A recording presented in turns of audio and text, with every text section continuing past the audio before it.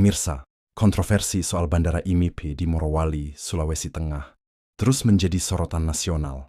Bandara yang berada di dalam kawasan industri PT Indonesia, Morowali Industrial Park ini kini dipertanyakan publik.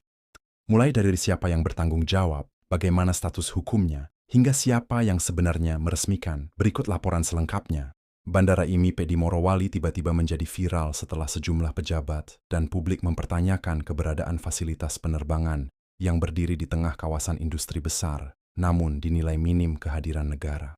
Dalam pernyataannya, pihak pemerintah menegaskan bahwa Bandara IMIP bukanlah bandara umum, melainkan bandara khusus milik korporasi.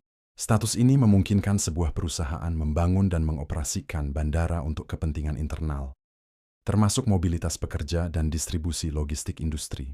Pihak PT IMIP menyebut, seluruh izin bandara telah diterbitkan dan tercatat di Kementerian Perhubungan. Namun polemik mencuat setelah muncul kritik bahwa pengawasan negara di bandara tersebut dianggap sangat terbatas.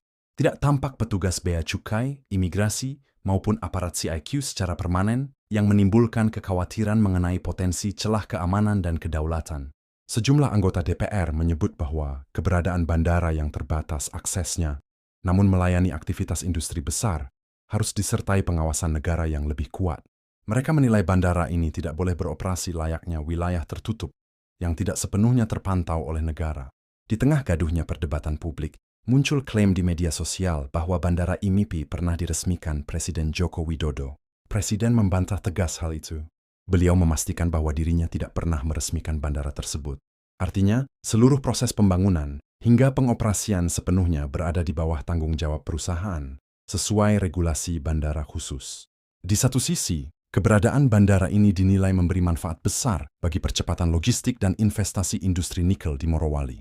Bandara mempercepat arus barang dan mobilitas tenaga kerja, sehingga dianggap vital bagi kawasan industri.